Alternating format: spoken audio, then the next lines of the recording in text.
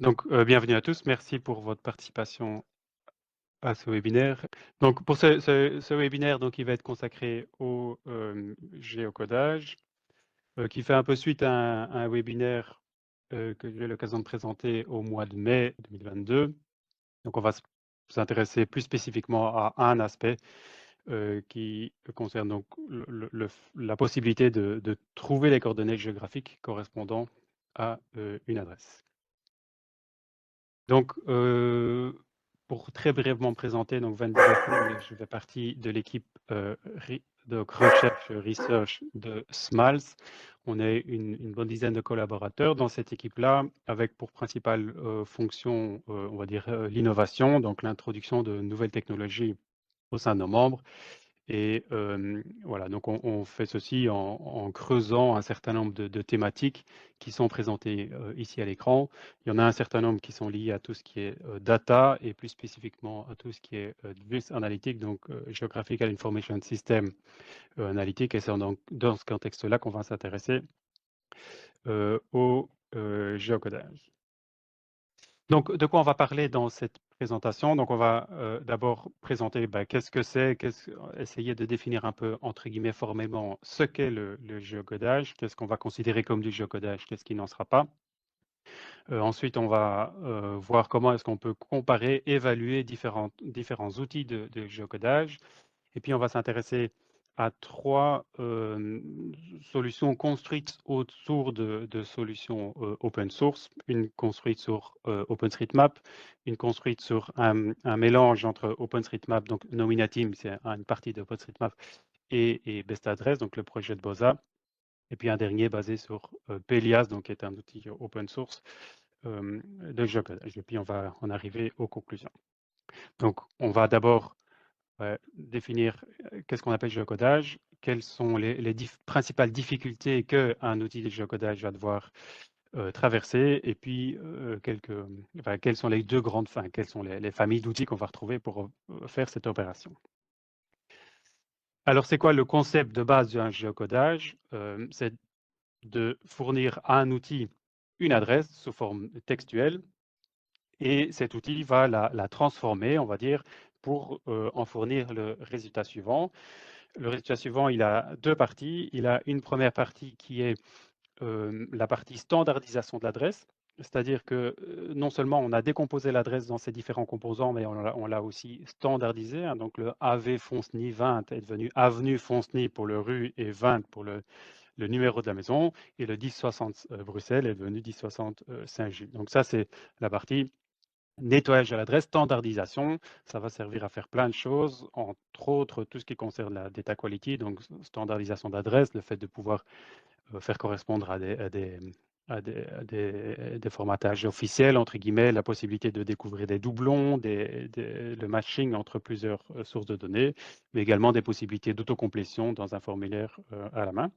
Donc ça, c'est la première partie. La deuxième partie, c'est l'aspect géographique avec les coordonnées associées à l'adresse, donc qui va permettre, par exemple, de l'afficher à l'écran, mais de pouvoir faire des contrôles liés à de la fraude éventuellement, liés à des erreurs, des anomalies, ce genre de choses-là, et puis tout ce qui va tourner autour de Special ou de GIS Analytics. Et là, je vous renvoie à mon webinaire précédent pour en voir un petit peu plus. Donc ici, je mets simplement un point. Ça peut être un peu plus complexe si on peut avoir tout un polygone qui est représenté par qui correspond à cette adresse. Si on a par exemple le contour du bâtiment. Donc, il y a deux concepts. Le géocodage, c'est vraiment cette double action de standardisation d'adresse et de localisation d'adresse. Et on va considérer ici qu'un géocodeur, c'est une API, donc une Application Programming Interface, qui fait l'opération, qui fait l'opération de géocodage. Donc, dans ma définition ici, j'insiste sur le fait que ça soit une API. On y reviendra un petit peu plus tard. Donc, vraiment pour permettre à des machines d'interagir entre elles. Donc, fondamentalement, qu'est-ce qui va faire ce géocodage? Un géocodeur, c'est un outil qui contient une grande base de données avec la totalité des adresses qu'il veut être capable de géocoder de façon structurée. Alors ici, j'ai présenté sous forme de table assez simple. La structure peut évidemment être bien plus complexe à l'arrière. Mais donc, le géocodage consiste essentiellement à faire mapper l'adresse qu'il y a en entrée sous forme de chaîne de caractères sur une entrée de ma ligne là. Et c'est la partie difficile, entre guillemets, c'est d'arriver à trouver la bonne entrée dans la table. Une fois qu'on a fait ça, obtenir les coordonnées géographiques, c'est entre guillemets presque un side effect, un bonus de ce qu'on a à faire, même si dans beaucoup de cas d'utilisation du géocodage, c'est ce qui nous intéresse finalement, la partie géographique. Donc, ce dont je vous ai parlé là, parfois on parle de forward geocoding, donc géocodage oui, en avant, c'est un peu bizarre comme traduction, mais il y a aussi le contraire qui est le reverse geocoding, et là, c'est dans l'autre sens, c'est-à-dire qu'on fournit des coordonnées géographiques, éventuellement un range, un rayon, et on demande éventuellement quelle est l'adresse la plus proche ou quelles sont l'ensemble des adresses qu'on va trouver dans le rayon donné ici. Donc c'est vraiment l'opération inverse, mais elle est beaucoup plus facile à faire puisqu'il suffit de faire des calculs arithmétiques sur des distances, des coordonnées géographiques, quoi. Alors il y a deux choses difficiles dans le géocodage forward, normal, entre guillemets. La première, c'est ce qu'on appelle le parsing, donc la décomposition de l'adresse en entrée en ses différentes composantes. Donc, on a av.fonsny20 à 1060 Bruxelles. Il faut arriver à identifier que la rue, c'est av.fonsny, le house number, c'est 20, etc. Donc, on parle ici uniquement de la décomposition. On n'a pas encore parlé de nettoyage. Donc, la décomposition ici, c'est un problème qui souvent paraît relativement simple. On entend souvent dire que il suffit d'écrire quelques expressions régulières et avec un petit peu de logique, on va arriver à faire ce qu'on veut. Dans la pratique, c'est beaucoup plus compliqué que ça. Les adresses ne sont pas toutes dans un joli format avenue Fonsny-20 à 1060 Saint-Gilles, mais parfois on a des choses beaucoup plus exotiques, on va dire. Et dans une adresse comme le 1600/2 chez De Wavre 1160 Bruxelles, ça paraît assez simple pour un cerveau humain, pour un ordinateur, ça l'est beaucoup moins. Il y a deux choses qui ressemblent à un code postal, il y a deux noms de villes, il y a une abréviation, il y a un /2 où on ne sait pas trop ce qu'on va devoir en faire. La présence d'informations de boîtes rend souvent le parsing des adresses assez compliqué. Quand on a un 10A, c'est d'abord difficile de savoir si c'est le bâtiment 10A qui a été construit à côté du bâtiment 10, ou bien si c'est le bâtiment 10 dans lequel il y a la boîte, l'étage A. Auquel cas, ça pourrait aussi s'écrire 10/A, 10BTE, BTA, 10 appartement A, 10 box A, il y a plein de possibilités. Il faut aussi savoir que dans les adresses, on trouve souvent des informations qui sont inutiles d'un point de vue du géocodage, comme par exemple le nom d'une entreprise, le nom d'une personne, donc SMAL, ça avenue Fonsny-20, etc. On trouve aussi beaucoup d'informations entre parenthèses. Par exemple, dans la KBO, la Banque Info des entreprises, il faut se rendre compte que plus ou moins 10% des adresses contiennent quelque part, entre parenthèses, souvent dans le champ du nom de la rue, le nom de la sous-commune et souvent même en abrégé les initiales du nom de la sous-commune, et ça complique un peu l'opération de géocodage. Sans parler de toutes les informations de livraison, entre guillemets, qu'on trouve souvent dans les adresses, indiquant au-dessus de ceci, il faut sonner à telle adresse, etc. Toutes ces informations pour les livreurs, quoi. Mais qu'on trouve quand même souvent dans les bases de données. Donc ça, c'est le premier élément, décomposer l'adresse en ses composants. Et puis, il faut arriver à la faire matcher, enfin à la faire correspondre à la bonne ligne dans la base de données. Et ceci n'est malheureusement pas aussi simple que ce qu'on pourrait penser. Donc je vais illustrer ceci par quelques exemples. On a ici une liste de noms de rues. Je simplifie évidemment un petit peu à l'extrême. Et imaginez qu'on est en entrée, un BD Albert II, donc boulevard Albert II. On a déjà isolé tout ce qui était code postal, etc. Donc, comment est-ce qu'on trouve à quelle rue ça correspond? Bien, souvent, une façon de faire, c'est de calculer ce qu'on appelle la distance de Levenshtein. C'est une des façons de calculer la similarité entre deux chaînes de caractères. Donc, la distance de Levenshtein, c'est le nombre de transformations qu'il est nécessaire de faire pour passer d'une chaîne de caractères à une autre. Donc, la distance de Levenshtein de BD Albert II vers Square Albert Ier, c'est 9, alors que vers le boulevard du roi Albert II, qui est a priori ce vers quoi on voudrait faire le matching, c'est 16. Donc, a priori, si on utilise des techniques un peu basiques, on aura plus de chances de matcher, de faire le mapping vers Square Albert Ier que boulevard du roi Albert II. Autre exemple, rue Van Wever, on est plus proche de rue Van Bemel, qui est finalement très peu différente, 3 lettres de différence, que de rue David Van Bever, qui est simplement le même nom, si ce n'est qu'ici, on a mis le prénom en plus. Idem pour rue Elbers, qui est beaucoup plus proche de Ketelberg, qui même si ça n'a pas l'air d'être la même chose, si on regarde, il y a une longue séquence Elbert qui est la même entre les deux, donc plus proche de rue de Kettelberg que de rue Ferdinand Elbers. Puis on a aussi des problèmes d'historisation. Donc il faut savoir, par exemple, le boulevard Émile Jacquemin, c'est l'ancien nom d'une partie du boulevard du Roi Albert II. Donc là, il faut... Et évidemment, dans les bases de données, on va souvent avoir des adresses historiques. Donc il faut avoir des informations historisées. Puis on a la même difficulté au niveau des localités. Si je reçois 1160 Bruxelles, est-ce que je dois faire correspondre ça à 1160 Oderghem ou à 1000 Bruxelles? Bah, intuitivement, on s'attend à ce qu'évidemment ce soit Oderghem. Alors, il faut savoir qu'il y a énormément de quasi-homonymes dans les rues. Rien qu'à Bruxelles, il y a une rue des Lapins, rue du Lupin, rue des Lutins. On a rue des Augustins, rue des Augustines, rue du Savoir, rue du Lavoir, Cologne, Pologne, Loyauté, Royauté, etc. C'est tous des noms qui ont un seul caractère de différence. Il suffirait qu'il y ait quelque part une faute de frappe pour qu'on se retrouve vers la mauvaise chose. Donc, il y a des difficultés liées au fait qu'on a ou pas l'absence d'un prénom ou d'un titre, colonel, roi, maréchal, ce genre de choses-là. On a la difficulté des localités où parfois on a la présence du nom de la sous-localité, etc. Donc, c'est beaucoup plus compliqué que simplement identifier des chaînes de caractères. Il faut arriver à tenir vraiment compte de la complexité de ce que c'est un nom de rue. Alors, qu'est-ce qu'il y a comme outil pour faire ça? Ben, je dirais qu'il y a principalement deux grandes familles. Il y a toute la famille des outils commerciaux, cloud commerciaux. On connaît évidemment tous Google Maps. Google Maps, c'est une application assez complexe, mais dont une partie, c'est vraiment la partie géocodage. Mais enfin, Bing de Microsoft, Here de Nokia, TomTom, tout ça sont des outils qui vous permettent de faire qui offrent des API de géocodage. Parfois, enfin, dans la plupart des cas, gratuites dans certaines conditions qu'on verra un petit peu plus tard. Puis du côté des solutions open source, il y a principalement trois solutions qui existent. Il y a donc OpenStreetMap qui est un peu l'équivalent, on va dire l'équivalent Wikipédia de Google Maps, donc c'est une carte collaborative. Il y a un composant qui s'appelle Nominatim qui est le géocodeur. On a également un outil qui s'appelle Photon qui est une combinaison de OpenStreetMap et de Elasticsearch. Et puis, on a également un projet open source Pelias, donc qui est un projet dont le but, c'est de pouvoir alimenter soi-même un géocodeur avec ses propres données. Ces solutions qui sont open source, open data permettent, en tout cas ces trois-là, d'avoir une installation on-premise possible pour une région spécifique, une région qui va nous intéresser. Alors, je voudrais citer ce que j'appellerais des géocodeurs partiels ici, c'est-à-dire j'appelle partiel qui ne correspond pas exactement à ma définition, qui est on veut une API, on veut que ça fasse de la standardisation et on veut que ce soit de la geolocation.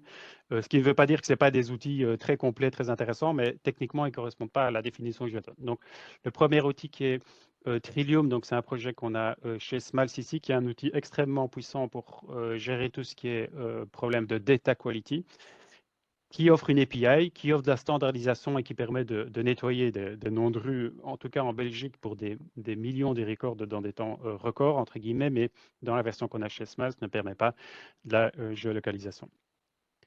Je reviendrai tout à l'heure un peu plus en détail sur l'API de BEST, de BOSA, donc qui est disponible depuis quelques mois là maintenant, et donc sous forme d'API, qui permet la géolocalisation, mais de façon presque pas de standardisation, dans le sens où on y reviendra un peu plus tard, mais il faut connaître l'orthographe correcte d'une rue pour pouvoir en obtenir son BEST API à l'heure actuelle. Puis un dernier projet qui est donc FacoShare, donc qui est un projet d'une collaboration entre Paradigme, donc le nouveau nom du CIRB, et l'Institut de gestion d'environnement et de l'aménagement du territoire de l'ULB, qui est un projet batch, entre guillemets, c'est une application qui est basée sur les données de best adresse. On charge un fichier avec des adresses, un grand nombre d'adresses, ça les géolocalise, ça les nettoie, mais ça n'offre pas d'API à l'heure actuelle. Voilà. Alors, dans les solutions que je vais explorer là maintenant plus dans les détails, donc on a des solutions cloud, on a des solutions on-premise qui ont chacune leurs avantages et les inconvénients. De toute évidence, c'est beaucoup plus facile d'utiliser un outil cloud que on-premise parce qu'il n'y a juste rien à installer. Il suffit d'obtenir une clé et de commencer à faire des appels. Et il n'y a pas de gestion d'infrastructure, de coûts d'infrastructure, etc. Par contre, en termes de confidentialité, de GDPR si on traite des adresses personnelles, etc. Bah, les solutions cloud sont évidemment un peu plus problématiques, alors qu'on a moins ces problèmes-là en on-premise.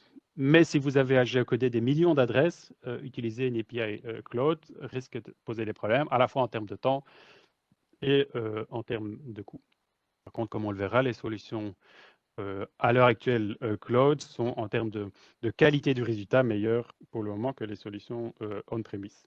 Il faut savoir aussi que vous aurez du mal à installer on-premise un géocodeur qui vous offre une couverture mondiale parce que ça demanderait des volumes de données, des volumes des très très gros serveurs pour assumer la charge de ceci. Ce qui n'est peut-être pas pertinent pour un petit projet, on va dire.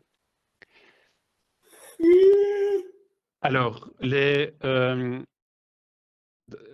la plupart des géocodeurs donc, fournissent un résultat sous forme structurée, souvent JSON, parfois XML. Ils vont, comme j'ai déjà présenté, fournir sur base d'une adresse la décomposition, les coordonnées géographiques, mais vont souvent aussi fournir un indicateur de qualité qui permet de savoir à quel point la réponse fournie est, entre guillemets, bonne ou pas. Et donc, il y a deux façons de le faire. Soit de préciser, enfin donner ce qu'on pourrait appeler la précision, donc c'est-à-dire est-ce que le géocodeur a été capable de localiser le building précis qu'on a demandé ou bien simplement la rue dans laquelle se trouve ce building ou la ville, etc. Ça, c'est d'un côté. Et d'un autre côté, la fiabilité du résultat. On peut fournir un résultat en disant je suis sûr qu'il est bon ou au contraire fournir un résultat en disant je ne suis pas très sûr qu'il est correct. Donc, en termes de précision, ouais, tous les géocodeurs que j'ai pu manipuler et que je présente ici offrent des indicateurs, tous différents, tous structurés de façon différente, mais on peut quand même, grosso modo, les catégoriser en on a identifié le bâtiment, building, on a identifié pardon, la rue ou on a identifié la ville. Je donne ça pour référence. Dans les graphiques que je donnerai par la suite, c'est ça les indicateurs qui ont été considérés pour la catégorisation qu'on a ici. En termes, par contre, de confidence, de confiance du résultat, bah là, il n'y a pas vraiment de standardisation possible à faire. HERE propose 3 indicateurs dont un indicateur qui est une valeur entre 0 et 1, qui indique le pourcentage des données d'entrée qui ont été utilisées dans le résultat. Bing, par exemple, c'est simplement high, medium ou low. Enfin voilà, il y a plusieurs façons de faire et on ne peut pas vraiment standardiser, on va dire, ces résultats-là. Et Google Maps ou Nominatim de OpenStreetMap ne donne juste aucun indicateur de cette nature-là. Voilà, donc on voit qu'il y a un certain nombre d'outils à disposition. Il y a beaucoup plus d'outils commerciaux que ce que je vous ai présenté là, mais enfin, on a des outils commerciaux, on a des outils open source. On a déjà une idée de quels sont les avantages des uns et des autres. Maintenant, on a besoin d'aller un peu plus loin dans l'évaluation de ces outils-là pour savoir dans quelle mesure un outil est pertinent ou non. Donc, on va voir 4 points de comparaison. Un premier point qui permet d'évaluer la robustesse de l'outil, à quel point il va rendre des résultats. Un deuxième point qui va permettre d'évaluer dans quelle mesure le résultat est correct. Et puis des statistiques sur la durée d'appel ou la politique de pricing pour les solutions commerciales. Donc, ce qu'on appelle le matching rate, c'est la proportion d'adresses qu'on envoie à un géocodeur pour lequel on a un résultat. Donc ici, j'ai obtenu ce graphique en prenant un dataset de 1000 adresses belges provenant de la KBO, donc la Banque Carrefour des entreprises. Et j'ai envoyé ces 1000 adresses à toute une série de géocodeurs et puis j'ai examiné les résultats. Donc si je prends par exemple TomTom, il a été capable de me géocoder les 1000 adresses, donc on est à 100%. Dans 90% des cas, il me dit qu'il a été capable d'identifier la localisation du bâtiment précis. Dans 10% des cas, uniquement la rue. HERE a fait mieux de ce point de vue-là. 97% des bâtiments ont été localisés au bâtiment précis. Donc 97% des adresses ont été localisées au niveau du bâtiment, 2% uniquement au niveau de la rue. Il y a encore un tout petit morceau ici qu'on ne voit pas au niveau de la ville. Google fait clairement moins bien que ces deux-là. 13% des bâtiments, pour 13% des bâtiments, il n'a pas été capable de localiser le bâtiment. Donc ça, c'est pour les solutions commerciales en dessous. Au-dessus, on a les solutions open source, donc Photon, Pelias, Nominatim. Déjà, on peut se rendre compte que ces solutions n'offrent pas le même niveau de précision entre guillemets que celle d'en dessous. Donc Photon, on a 24% des bâtiments qui sont, enfin, Photon et Nominatim, 24% des bâtiments qui sont localisés uniquement au niveau de la rue. Pelias, il y a presque un tiers des bâtiments, des adresses pour lesquelles on a uniquement localisé la ville, ce qui est presque inutile, hein, souvent dans un contexte de géocodage. Et Nominatim, on peut voir également qu'il y a une assez grande proportion des adresses pour lesquelles on n'a juste aucun résultat. Okay, donc ça, c'est un premier indicateur que je vous montre ici dans le cas d'un dataset de la KBO, mais j'ai également évalué d'autres datasets. Un dataset de 1000 adresses qui proviennent du registre national, ici en haut à gauche. En haut à droite, 1000 adresses également qui proviennent du répertoire des employeurs, donc de l'ONSS. Et en dessous, 1000 adresses qui proviennent de Best Adresse. Il faut savoir que les données de Best Adresse sont en général beaucoup plus clean, entre guillemets, beaucoup plus propres que les données des autres sources qui ont souvent été comme le répertoire des employeurs, la KBO, c'est des adresses qui ont été introduites dans la plupart des cas par des employeurs qui n'avaient pas forcément un grand intérêt à faire les choses de façon très propre, alors que dans les données de Best, il y a vraiment un gros travail de nettoyage des adresses qui a été fait. Et ceci s'en ressent, par exemple, au niveau de Nominatim, où on a un beaucoup plus haut taux global de machine rate, et on voit aussi que la partie des adresses qui ne sont localisées qu'au niveau de la rue est beaucoup plus faible dans ce dataset-là. Donc, c'est un indicateur j'ai envie de dire, de propreté du dataset aussi. Alors ici, on suppose qu'on fait confiance aux géocodeurs et on compare des choses en fonction de ce qu'ils nous ont dit qu'ils étaient capables de faire. Maintenant, ce n'est pas parce qu'un géocodeur donne une réponse qu'elle est correcte. Mais ce n'est pas forcément facile de savoir si un géocodeur est correct ou pas. La situation idéale, ce serait de pouvoir bénéficier d'une liste de références, c'est-à-dire un grand nombre d'adresses pour lesquelles on connaît avec certitude les coordonnées géographiques et on peut les envoyer à un géocodeur et comparer les résultats en fonction de ce qu'on connaît. Le problème, c'est que construire une telle liste, c'est assez complexe. On n'en dispose pas forcément pour le secteur que l'on veut examiner. Et d'autre part, dans la plupart des cas, si on arrive à construire ce genre de liste-là, ben, typiquement, elle sera biaisée dans le sens euh, elle sera plus propre que la réalité. Parce que si vous construisez quelque part manuellement ce genre de liste-là, vous n'allez pas incorporer des commentaires dans les adresses, des adresses mal orthographiées avec des fautes de frappe, etc. Et donc, en termes de pertinence d'une comparaison, ce ne sera pas forcément idéal. Donc, ce que on vous propose ici, c'est une méthodologie qui est basée sur un principe de consensus, entre guillemets. L'idée, c'est qu'on va prendre un dataset d'adresses, le même que ce que je vous ai présenté là. On va les envoyer à un certain nombre de géocodeurs et puis on va regarder un peu les résultats. Et puis, on va se dire que s'il y en a beaucoup qui sont d'accord sur la position d'une adresse, c'est qu'en général, probablement que ce sera l'adresse réelle. Donc, c'est quoi l'idée? Donc, on prend un dataset, idéalement pas trop propre parce que sinon on ne teste pas vraiment la robustesse des datasets. Et on va l'envoyer aux géocodeurs que je vous ai déjà mentionnés, HERE, Bing, Nominatim, Google, etc. Et l'idée, c'est qu'on va utiliser le point médian. Donc, à quoi ça correspond le point médian? Donc, supposons qu'on a envoyé une adresse à 5 géocodeurs et que 4 géocodeurs me le localisent à un endroit assez restreint et qu'un dernier géocodeur le localise très loin. Le point médian, donc, c'est un point qui met autant d'adresses à droite qu'à gauche, enfin, autant de points à droite qu'à gauche et autant de points en haut qu'en bas. Donc, ça ne correspond pas forcément à un point en particulier, mais ça correspond au moins à la latitude d'un point, à la longitude d'un point, enfin, X ou Y. Donc, ici, mon point médian est là et je vais considérer un rayon autour de ce point médian que j'ai paramétré à 100 mètres dans ce que je vous mets là, mais on pourrait le faire varier. Et l'idée, c'est que si on a autour de ce point médian suffisamment d'adresses, un seuil que j'ai fixé à 3 dans mon test ici, je vais considérer que il y a suffisamment de raisons de penser que on va dire qu'il y a un consensus, quoi. Et s'il y a un consensus, on va considérer que mon point médian est la réponse absolue. Alors que ce n'est pas toujours vrai, mais l'idée c'est de se dire que statistiquement, peut-être que de temps en temps ce ne sera pas vrai, mais sur un grand dataset, on aura quand même des choses intéressantes. Donc, ça, c'est une première situation. Une deuxième situation pourrait être que les points sont très dispersés et que autour du point médian, ben, on n'a qu'une seule adresse. Dans ce cas-là, ben, je peux juste dire, ben, cette adresse n'est pas suffisamment fiable, je ne peux pas tenir compte des résultats. Et troisième situation, ce serait de se dire, pardon, ce serait de constater que bah, y a pas assez de points qui sont localisés de façon précise. On a peut-être localisé 2 adresses au niveau de la rue, mais 3 adresses au niveau du, 2 adresses au niveau du bâtiment, mais 3 adresses au niveau de la ville, bah, on ne peut rien faire de cette adresse-là. Donc dans mon dataset ici, de mes 1000 adresses qui proviennent de KBO, il me reste 932 adresses pour lesquelles j'ai un consensus, on va dire, suffisamment fiable. Et donc, une fois que j'ai ces points médians, ces points de référence, je vais pouvoir faire un certain nombre de statistiques là-dessus et comparer les résultats. Donc,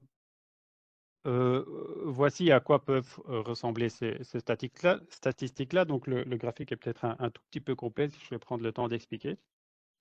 Donc, j'ai du coup mes 932 points que j'ai envoyés à chacun. J'ai le point médian pour chacun. Et pour chaque résultat, j'ai donc la distance à ce point médian. Je vais faire des statistiques. Une statistique assez classique qu'on pourrait estimer, c'est ce qu'on appelle la médiane. Donc, c'est les points orange qu'on a là. Donc, mon échelle ici est logarithmique. Donc, on a 1 mètre, 10 mètres, 100 mètres, 1 kilomètre, 10 kilomètres, etc. Donc, le point médian ici me dit que 50% des points sont à moins d'1 mètre du point médian pour Google, à moins de 10 mètres pardon, du point médian pour Google, à moins d'1 mètre du point médian pour IR, TomTom, et puis quelque chose au milieu, donc on a 10, 20, 30, de l'ordre de moins de 30 mètres pour Nominatim, Pelias et Photon. Le point médian, ça donne qu'un indicateur sur le milieu de la distribution. Par ailleurs, 10 mètres ou 1 mètre, il suffit, enfin, c'est pas forcément très, très pertinent dans le sens où vous changez le système de géographique en perte de précision, vous pouvez facilement avoir 10 mètres, ou 10 mètres, c'est la distance facilement qu'on pourra avoir entre le milieu du bâtiment et la porte d'entrée du bâtiment. Si un géocodeur choisit comme préférence le milieu du bâtiment et l'autre la porte d'entrée, on peut avoir 10 mètres. Donc, ces indicateurs-là ne sont pas forcément très, très pertinents. Un autre indicateur intéressant, c'est la moyenne. Donc, ma ligne bleue ici. Et là, ce qu'on peut observer, c'est que en moyenne, donc, les adresses de HERE sont localisées à 20 mètres de la médiane, alors qu'en moyenne, pour Google, c'est plutôt 1 km. Pelias, c'est même encore un peu plus, c'est plutôt 20 km. Voilà, donc ici, on peut déjà observer des différences notables entre les différents géocodeurs. Mais ce qu'on peut constater, c'est qu'il y a aussi le point maximal. Il se fait que Google a localisé une de mes adresses du dataset donc à 1000 km du point médian. Donc, il se fait qu'il a localisé vers Marseille une des adresses qui était localisée à Bruxelles. Donc, quand vous avez 1000 adresses et qu'il y en a une qui est localisée à 1 million de mètres des autres, évidemment, sur la moyenne, ça a un impact assez important. Donc, la moyenne, il faut tenir compte du fait que peut-être que 1 ou 2 points tirent très très fort sur la moyenne. Donc, je considère aussi un autre indicateur qui est le percentile 95, qui est en vert ici, qui me dit que 95% des adresses de HERE sont localisées à moins de 30 mètres, alors que 95% des adresses de Google, elles sont plutôt localisées à moins de 300 mètres. Donc là, on observe déjà une certaine différence, qui est probablement, entre autres, due au fait que beaucoup d'adresses de Google sont localisées au niveau de la rue et pas du bâtiment. Et donc 300 mètres, on y est vite quand il fallait être au début de la rue et qu'on tape au milieu. Mais donc, on voit en tout cas que HERE et TomTom, par exemple, ont à peu près tous leurs indicateurs plus bas que les autres. Et voilà, Google et HERE sont assez bien plus hauts. Quand on creuse un peu les versions open source, open premise, on peut se rendre compte que Photon a un peu la fâcheuse tendance à toujours donner un résultat, et on a souvent des résultats qui n'ont vraiment rien à voir avec ce qu'on a demandé dans les résultats de Photon. Ça tire évidemment assez bien les statistiques vers le haut. Pelias, on a vu qu'il y a un tiers des adresses qui étaient localisées au niveau du centre de la ville. Évidemment, ça tire aussi les statistiques vers le haut. Nominatim fait assez bien mieux que les deux autres, mais toujours est-il qu'il y a encore un bon nombre d'adresses qui sont localisées un peu trop loin. Donc, plus vos points sont bas, mieux c'est comme indicateur. Et là, on peut faire ressortir clairement HERE et TomTom. Donc, je vais vous mettre les mêmes références pour mes autres datasets de BEST du registre national et du répertoire pour référence, mais on a le même genre de comparaison qui peut se faire. Donc, on a vu 2 indicateurs, le matching rate, proportion d'adresses pour lesquelles on a un résultat, mon analyse sur le point médian qui permet de savoir si c'est entre guillemets le bon résultat. Une autre comparaison intéressante également, c'est le temps que prend l'appel au web service, enfin à l'API. Et là, clairement, on a 3 solutions qui sont très à gauche, qui sont les solutions on-premise. Pourquoi? Il se fait qu'elles sont sur la même machine que la machine qui fait les appels. Et donc, on gagne évidemment tout ce qui est tous les appels, pas tout le temps réseau, tout le temps qu'on perd sur le réseau, on le gagne ici. C'est un peu tronqué, mais dans la réalité, c'est quand même ça qui va se passer. Typiquement, si vous avez besoin pour une application d'un géocodeur on-premise, il va fatalement se retrouver, entre guillemets, beaucoup plus près en termes d'infrastructure que si vous devez aller appeler un géocodeur externe. Donc, de fait, c'est un biais, mais c'est un biais qui correspond d'une certaine façon à la réalité. Même si vous pourriez avoir typiquement pas vraiment sur la même machine, mais sur 2 VM qui sont dans le même data center, vous aurez des temps de latence qui sont extrêmement faibles également et donc qui correspondront à des temps plus rapides. Mais après, dans les solutions commerciales, on observe également des très grandes disparités. Donc, here, c'est le vert ici, donc de très loin le plus rapide par rapport aux autres solutions. Bing, qui offre des temps qui sont 4 à 5 fois plus élevés que here, par exemple. Alors, je vous ai dit en introduction que la plupart des géocodeurs permettaient de faire un certain nombre d'appels gratuits gratuit. Et donc, là, ils offrent, les différents géocodeurs proposent des conditions qui sont différentes. Soit ils expriment en nombre d'appels par mois, par d'autres appels par jour, d'autres appels par an. Et si on les rapporte au nombre d'appels par jour, tous, on a des assez grandes distinctions qui peuvent être faites. Et le fait que ce soit par jour ou par mois n'est pas anodin. Hein. Typiquement, avec TomTom, si vous avez dépassé votre quota, à un moment, il vous suffit d'attendre le lendemain pour pouvoir recommencer. Google, si par accident vous avez envoyé beaucoup trop de requêtes à Google, vous êtes coincé pour un mois avant de pouvoir recommencer. Il faut aussi savoir que pour Google, vous pouvez obtenir des appels gratuits, mais il faut quand même enregistrer sa carte de crédit. Ce qui veut dire qu'une fois que vous avez atteint votre quota, ça commence à vous être facturé sans forcément que vous vous en rendiez compte. Alors que pour les autres, en général, une fois que vous avez atteint votre quota, vous recevez juste des erreurs au moment des appels. Et donc, une fois qu'on dépasse ces montants-là, il y a des prix à payer qui peuvent être assez variables. Google est par exemple beaucoup plus cher que les autres. Je parle des prix sans devoir contacter le service de vente. Bing, je n'ai jamais réussi à trouver des prix sans contacter le service de vente, donc je ne sais pas si on peut les obtenir comme ça. Donc quand je mets min et max, c'est souvent pour un certain montant, un certain nombre de géocodages, vous avez le prix maximum. Si vous allez au-delà de un certain nombre, vous avez un prix plus faible, et puis au-delà, il faut contacter le service de vente.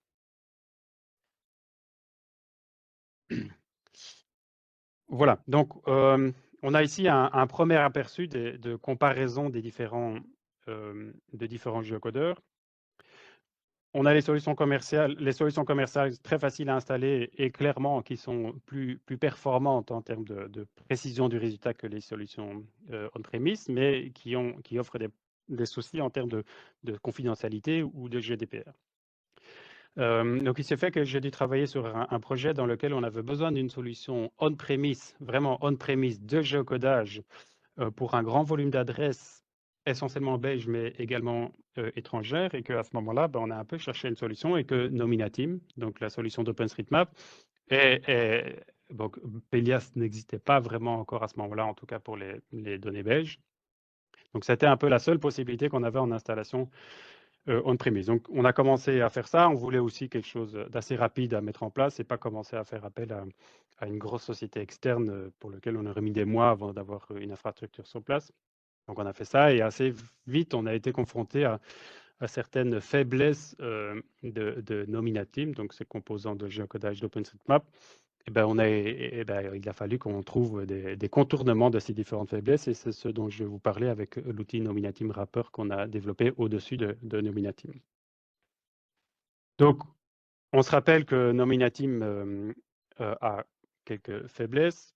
Un premier élément de faiblesse, c'est qu'il n'est pas très robuste dans le sens où ici, on a 13 quasiment 14% d'adresses pour lesquelles on n'a juste aucun résultat pour ce dataset-là. Et on a également un assez grand volume d'adresses qui sont localisé uniquement au niveau de la rue. Donc, ça, en fonction du contexte, ça peut poser problème ou pas. Si la rue, c'est déjà bien suffisant pour beaucoup de cas d'application, qu'on doit faire des statistiques, souvent de la détection de fraude, tant qu'on ne doit pas aller absolument connaître l'adresse précise pour aller livrer un drone ou je ne sais pas, ce niveau-là de précision peut être suffisant. Mais un troisième défaut qu'on a pu observer, c'est qu'on avait une assez faible cohérence en termes de structure du résultat, et ça, c'est dû au fait c'est la nature open source de Nominatim qui fait que les différents intervenants n'ont pas toujours structuré les réponses de la même façon. Donc, pour le concept de rue, je le montrerai tout à l'heure, on a identifié au moins 10 champs qui, d'une certaine façon, voulaient dire rue. Or, dans une base de données classique d'une administration, on a un champ pour la rue, un champ pour le numéro, etc. Donc, il faut toujours faire le mapping. Donc, pour donner un peu plus de détails sur cet aspect faiblesse, en termes de robustesse, de façon générale, Nominatim supporte assez peu les petites fautes de frappe. Au niveau du numéro des bâtiments, par exemple, si je prends l'exemple avenue Fonceny 20 à 1060 Bruxelles, l'adresse va passer, mais vous mettez un 20 boîte 2, vous aurez juste aucun résultat. Vous mettez un 20/2, vous aurez typiquement un résultat qui ne va pas tenir compte du 20/2, mais simplement la localisation du centre de l'avenue Fonceny. En termes de nom, il faut quand même des petites fautes de frappe, un Bruxelles sans S, un Fonceny avec un I ou un avenue sans E pour n'avoir aucun résultat qui va sortir. Et il faut se rendre compte que donc Nominatim ne connaît pas forcément la localisation de tous les bâtiments, et quand il ne connaît pas la localisation d'un bâtiment précis, le comportement est parfois un peu incohérent. Si je prends l'exemple de la rue des Guildes numéro 22 à 1000 Bruxelles, il ne connaît pas le 22 et donc il va simplement localiser la rue des Guildes. Si je lui donne la rue Grès 96, il se fait qu'il ne connaît pas le 96, mais il ne donne aucun résultat. Par contre, si je dis la rue Grès à 1040 Bruxelles, il va me dire, OK, je connais la rue Grès. Donc, quand il ne connaît pas le résultat, l'output n'est pas toujours cohérent et je n'ai pas d'explication pour cette différence-là. Et donc, il faut aussi savoir qu'on l'a déjà indiqué en en introduction, que souvent, on a des informations polluantes, entre guillemets, dans les adresses, comme en face de machin, entrée de la rue Bazar, etc.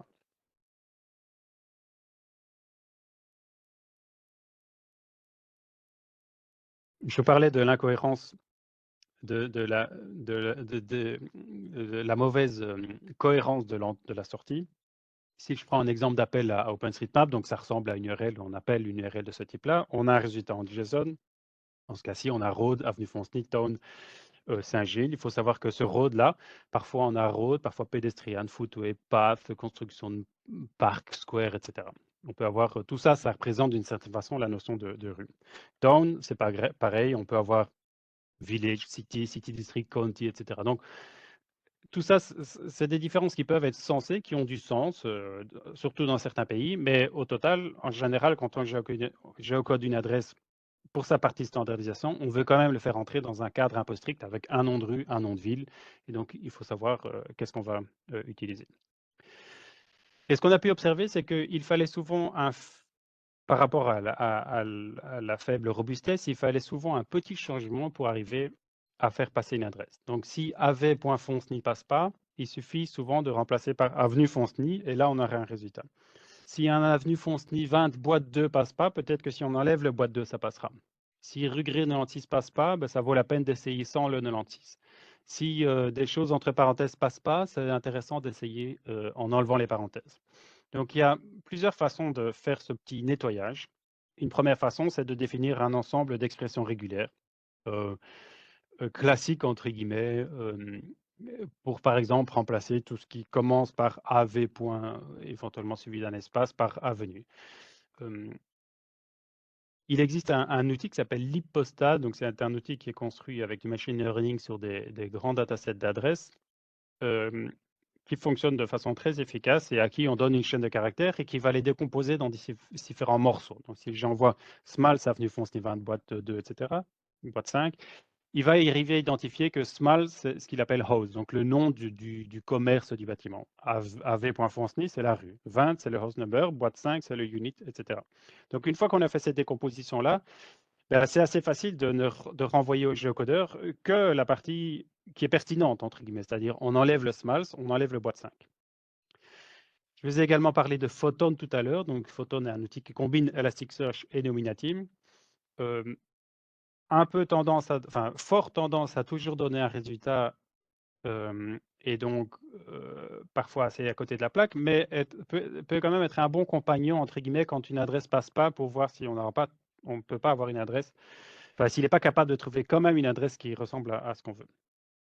Et donc de ces observations-là, on a construit du coup cet outil qu'on a appelé Nominatim Wrapper, qui consiste à mettre une surcouche autour de Nominatim. L'idée est assez simple, on envoie une adresse à OpenStreetMap. Si elle passe, très bien, on standardise le résultat pour avoir toujours quelque chose qui s'appelle rue, etc. Si ça passe pas, on essaye une des transformations dont je vais parler, une regex, l'hypostal, le parseur, photon, etc. Et on fait une séquence de transformeurs et puis on revient. Et tant que ça passe pas, on réessaye. Donc ceci, on l'a développé sous forme d'une architecture dockerisée avec 4 composants Docker. On a pris donc Nominatim de base, ça c'est disponible assez facilement sous forme de Docker. C'est très facile à installer. Il suffit de, en gros, donner 2 options. La région qu'on veut installer, ici la Belgique par exemple, et le niveau de précision qu'on veut. Donc ça peut être uniquement les adresses, uniquement les villes, etc. Et bon, si on prend les adresses au niveau de la Belgique, ça prend de l'ordre de 30 gigas, donc c'est assez raisonnable. Donc au-dessus, on a ces différents composants, un composant pour l'hypostal, un composant photon, et puis le point d'entrée qui est ce wrapper et qui appelle en fonction de ce qu'il a en entrée les différents blocs qu'on a ici. Et donc, on peut observer que le matching rate qui était relativement faible, enfin assez fait par rapport aux autres outils au départ, on le retrouve avec un niveau qui correspond quasiment au niveau des solutions commerciales, avec entre 95 et 100% de matching rate par rapport à ce qu'on avait en entrée. Donc clairement, on a résolu le problème de la robustesse. On résout pas complètement le problème des adresses qui sont street level. Ça, si Nominatim les connaît pas ne connaît pas la localisation précise des bâtiments, c'est pas cette couche-là qui va permettre de le rajouter. Et on a également résolu le problème de la cohérence en output avec cette standardisation à la sortie. Je vous donne ici pour référence les mêmes comparaisons sur les différents datasets. Donc, ce Nominatim Wrapper est publié en open source sur GitHub. C'est assez, a priori, facile. Bon, toujours des difficultés quand on installe des Docker, mais enfin bon, Nominatim, c'est a priori une ligne de commande en Docker. Nominatim Wrapper, c'est un tout petit peu de configuration pour lui dire où se trouve le Nominatim de base et puis une ligne de commande en Docker. Il y a un script qui est disponible sur le Git pour faire tout ce qu'il faut comme opération. Nominatim Wrapper est depuis quelques mois maintenant dans le Reuse Catalog dont vous avez les références ici. Donc, ce Reuse Catalog, c'est un ensemble des composants réutilisables à destination des services publics. Et je vous donne quelques références ici. Donc, il y a un Swagger GUI qui est disponible. Et il y a quelques articles de blog sur le blog de Smiles Research qui donnent plus d'explications sur comment on est arrivé à cette solution. Alors, je vous ai parlé de Trillium en introduction. Donc, cet outil de data quality, de nettoyage de données de façon générale. Depuis un certain temps maintenant, on a pu intégrer dans des processus batch de Trillium, intégrer Nominatim Wrapper. Donc, il a été utilisé pour traiter un grand nombre d'adresses étrangères pour un projet pour l'INASTI. Donc, uniquement pour le moment dans la version batch de Trillium, il est prévu et c'est en cours d'intégration d'intégrer Nominatim Wrapper dans l'API de nettoyage d'adresse de Trillium. Donc, il permettra à la fois de rajouter les coordonnées géographiques qui ne sont pas pour le moment présentes et de standardiser des adresses étrangères, ce qui n'est pas encore le cas pour le moment. Donc, étrangères pour un ensemble des pays qui auront été sélectionnés dans l'installation. Donc, c'est Nominatim Wrapper donc, est une solution donc on-premise de géocodage qui est construite uniquement sur des solutions qui sont open source, donc principalement Nominatim, mais également un outil de parsing d'adresse libpostal et Photon pour combiner avec Elasticsearch, qui offre un matching rate global de l'ordre des solutions commerciales. On est passé de 85 plus ou moins à 99,5, 99,8%. qui offre une précision soit au niveau des bâtiments, soit au niveau de la rue dans 99% des adresses, plus ou moins, ce qui dans pas mal de use cases est suffisant, qui est aussi disponible pour des pays étrangers, pour autant qu'ils aient une structure d'adresse qui ressemble aux adresses qu'on a ici en rue, code postal, localité. Et donc, comme je le disais, qui est présent dans le Reuse Catalogue depuis fin de l'année académique passée. Voilà, donc ça c'est pour cette solution. Donc, je vous ai également parlé en introduction de Best Address, et donc qui n'offre pas la partie standardisation, partie fuzziness de la recherche d'adresse. Ce qu'on va voir, c'est que il y a moyen d'une certaine façon de le combiner avec Nominatim Wrapper pour ajouter cette fonctionnalité-là. Donc, qu'est-ce que c'est BOSA d'abord? Donc, c'est un projet, Best Address, pardon, c'est donc un projet de BOSA qui vise à fournir une source authentique des adresses en Belgique. Donc, c'est un projet qui rassemble les sources authentiques régionales qui sont Urbis pour Bruxelles, Adresse Register en Flandre et ICAR en Wallonie. Donc, rassemblement de toutes ces sources-là, mais pas mal de travail de standardisation, de nettoyage et également la possibilité d'offrir un identifiant stable à chaque adresse, dont le but, c'est qu'il soit utilisé dans toutes les applications des services publics pour que les services publics ne stockent plus des adresses, mais uniquement des identifiants d'adresses. Donc, l'accès à Best Address est disponible soit en download, donc on peut télécharger l'ensemble des adresses, ça c'est disponible tout à fait publiquement, soit pour les services publics au travers d'une API. Donc dans cette API, il y a pas mal de services qui sont disponibles, comme la liste de toutes les rues dans une ville ou la liste de toutes les adresses dans une rue, etc. Mais en termes de géocodage, il n'y a pas cette notion de fuzziness dont je parlais tout à l'heure. Donc il faut fournir un identifiant, en gros, il faut fournir un nom de rue correctement écrit et un numéro pour qu'il y arrive. Alors, comment est-ce qu'on pourrait combiner ceci avec Nominatim Wrapper? Donc, voici quelques détails expérimentaux, on va dire. Donc, je prends mon dataset de la KBO et je l'envoie à Best Address. Alors, l'envoyer à Best Address, ça veut dire quoi?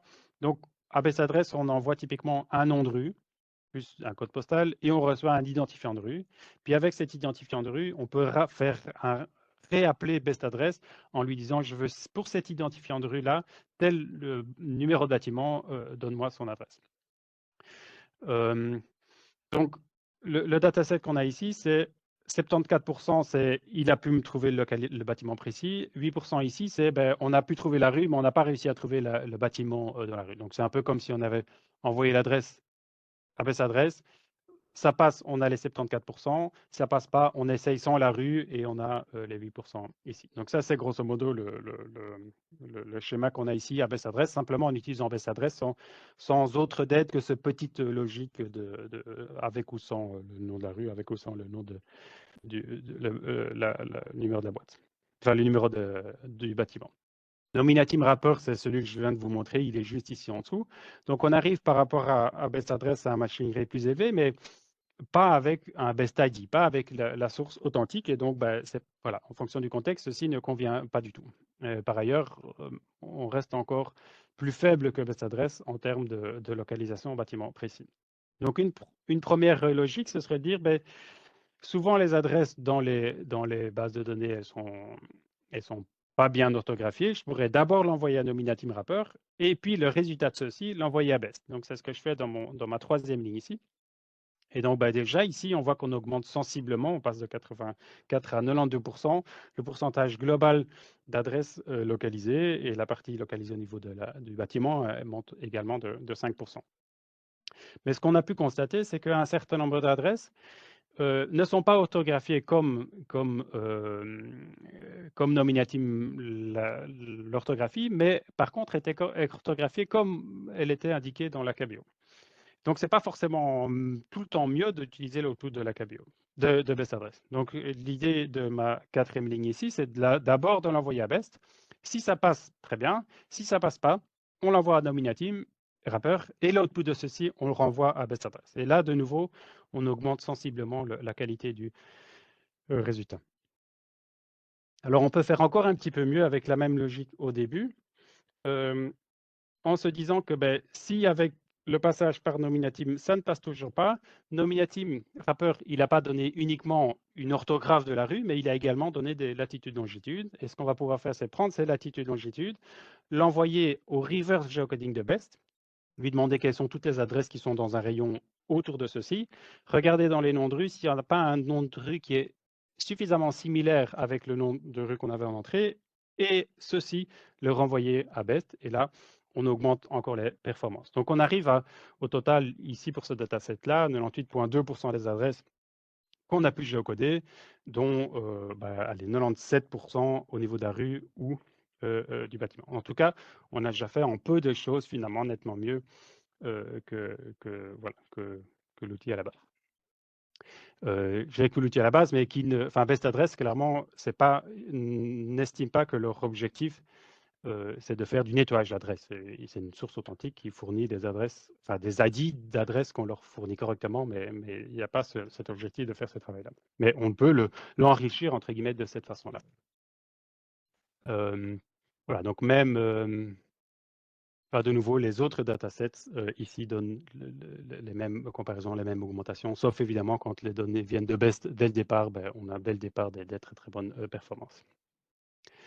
Donc, quand je combine Nominatim Wrapper et BEST, on a vraiment l'idée qu'on envoie une adresse non structurée à Nominatim, qu'il la décompose, il la nettoie, on renvoie à BEST, et BEST va potentiellement fournir aussi l'orthographe d'avenue Fontenay, mais va surtout fournir ce BEST ID qui aura un peu cette forme-là, avec un namespace, un object identifier et un numéro de version, qui serait la chose à stocker quelque part dans les bâtiments, dans la base de données.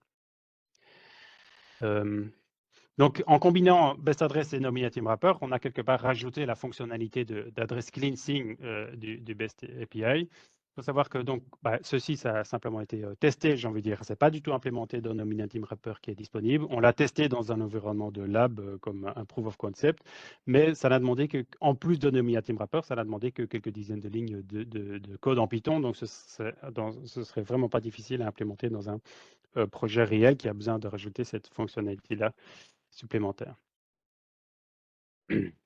Ok, donc j'en arrive à la dernière solution qui est basée sur un outil qui s'appelle donc Pelias. Donc Pelias, j'ai déjà montré ses résultats en entrée. C'est pas si terrible que ça. Et on va voir qu'on peut notablement améliorer ceci. Donc Pelias, donc c'est vraiment un projet qui est open source et qui permet à entre guillemets n'importe qui de mettre en place un géocodeur sur ses propres données. Et donc, il y a plein de projets, il y a une trentaine de projets qui sont disponibles pour des régions spécifiques, parfois pour tout un pays, parfois simplement pour une ville, dans lequel des volontaires, entre guillemets, ont fourni un dataset correspondant à la zone en question. Donc, Best Address, dans le projet Best Address, il y a eu ce travail-là qui a été fait de fournir le bon format de données pour Pelias. Donc, ceci a été fait au travers d'un projet qui s'appelle Open Addresses.io, qui est un projet qui est un projet open source d'offrir des données open data, des adresses dans le monde entier dans un format standardisé. Mais il se fait que pour plusieurs raisons, ce data flow-là, les sources ne sont plus mises à jour depuis mi-2021. Donc, c'est évidemment embêtant pour un projet qu'on voudrait utiliser en production. Donc ça, c'est un premier problème. Les sources sont un peu datées.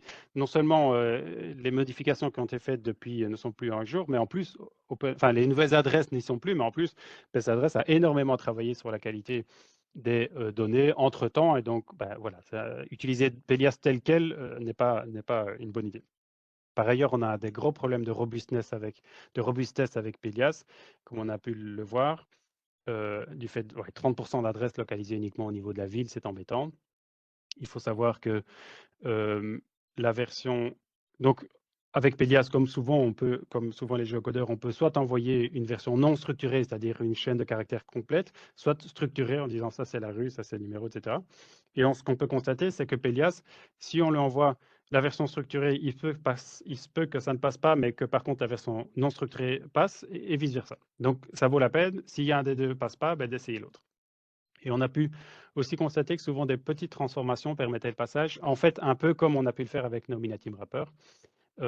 Par exemple, si on lui envoie une adresse avec le code postal et le nom d'une ville, il se peut que ça passe pas, mais par contre, si on enlève le nom de la ville et on garde que le code postal, il va la trouver.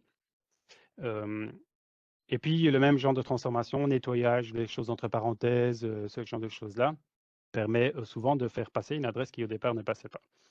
Donc, il y a un projet en cours pour le moment en collaboration entre l'Institut géographique national, le Centre de crise national et BOSA, qui vise à permettre à l'Institut géographique national d'offrir un géocodeur belgo-belge, entre guillemets. Un des éléments de ce projet-là, c'est de tester les possibilités qu'offre Pelias.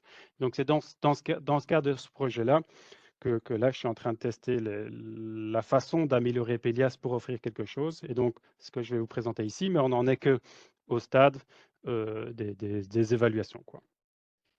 Et donc, c'est quoi la logique? Donc, d'abord, on a réécrit complètement le flux d'entrée des données de best adresse sans passer par Pelias. Donc, ça, c'est une première idée.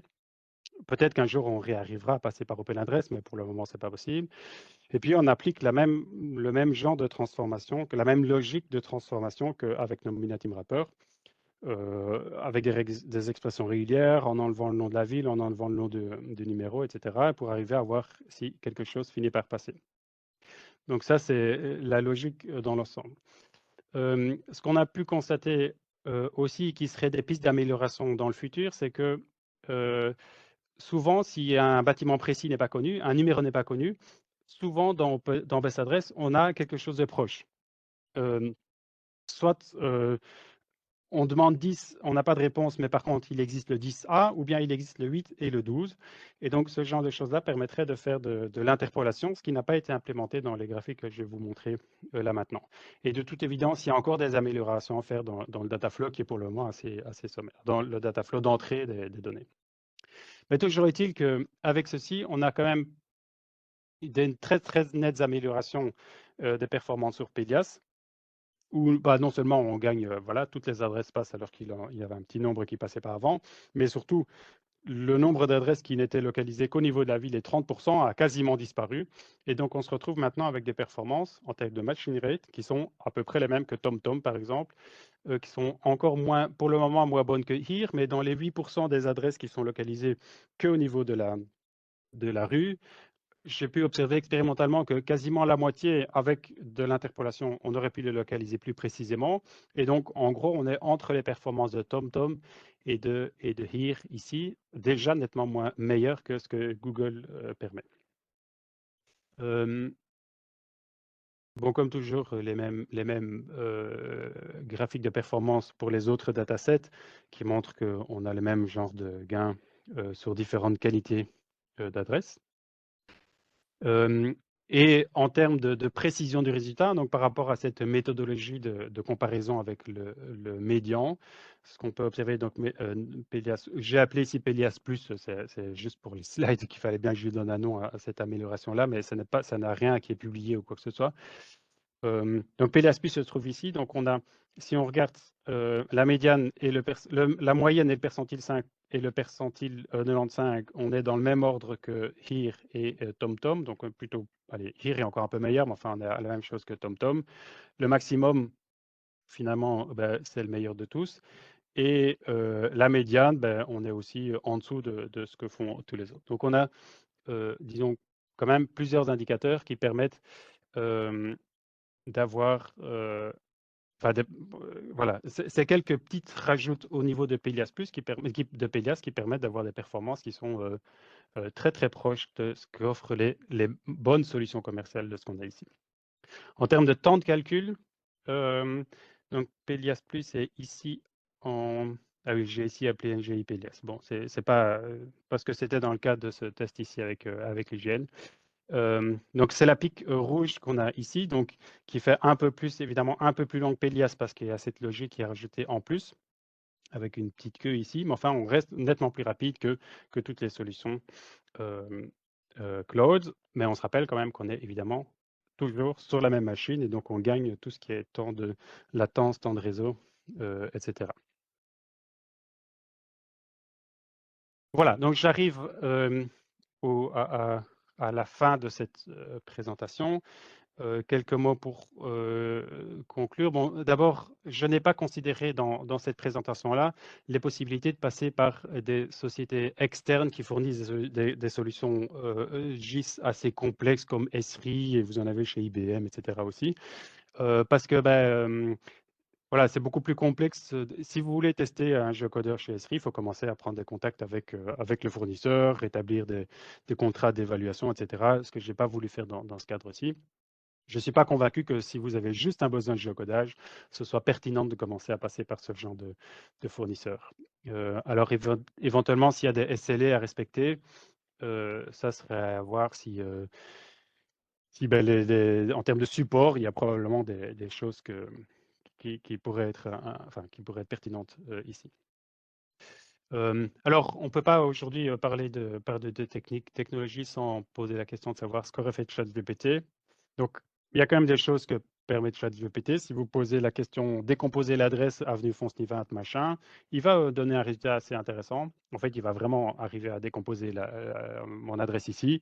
Le 20, c'est le numéro de la rue. Le nom de la rue av.fontenay et il le met même entre parenthèses en sa version complète, etc.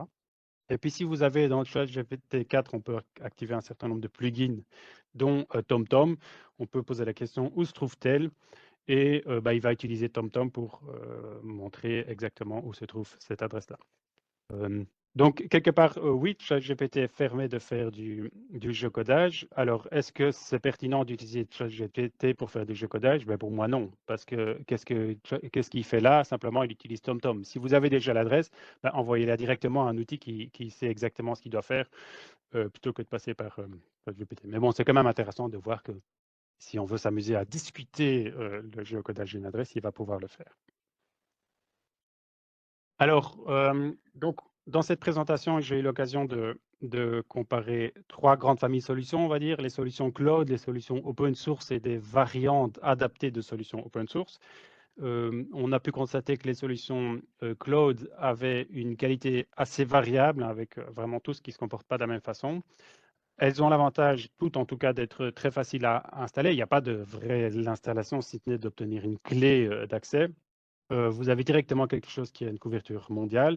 Par contre, en termes de confidentialité, de GDPR, c'est un peu plus un problème. Si vous avez des gros volumes à géocoder, ça va être aussi un problème. Les solutions open source telles qu'elles sont là pour le moment sont, à mon sens, pas suffisantes pour des applications réellement en production.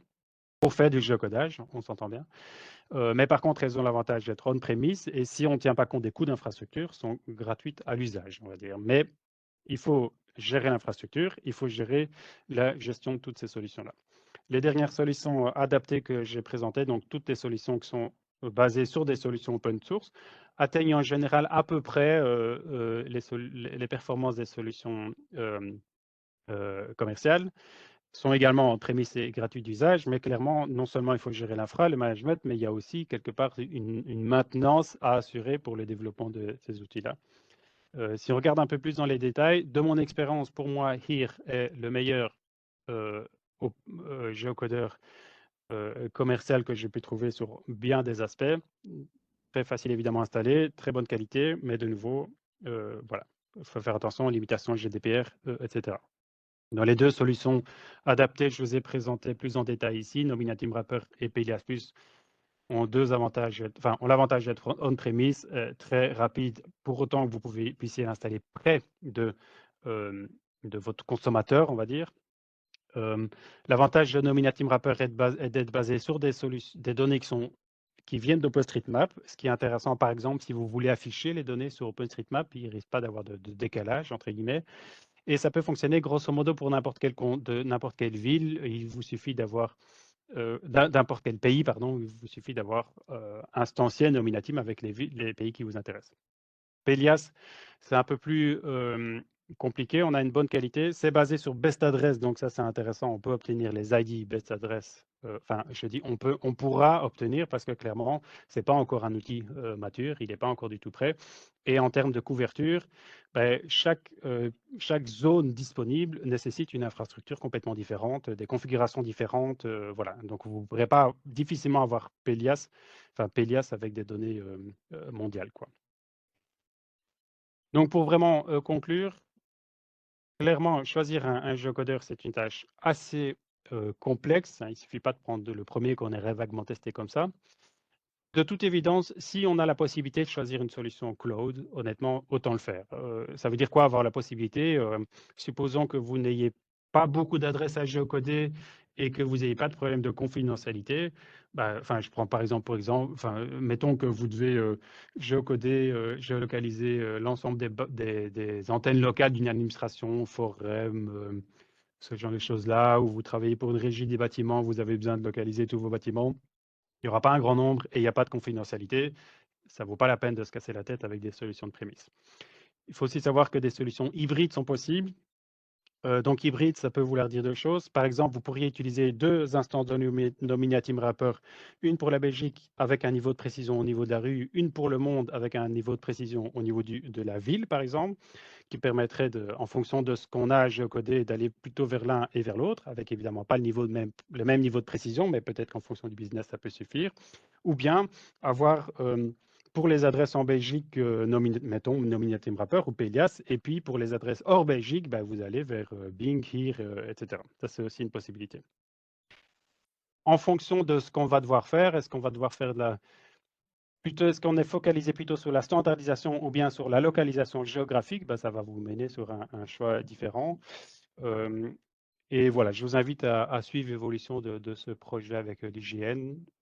On en est encore vraiment au début, hein, donc ce n'est pas la semaine prochaine qu'il y aura quelque chose à vous proposer, mais voilà, je pense, enfin, je crois beaucoup dans ce projet, dans l'évolution future de ce projet. Voilà, je vous remercie pour votre attention.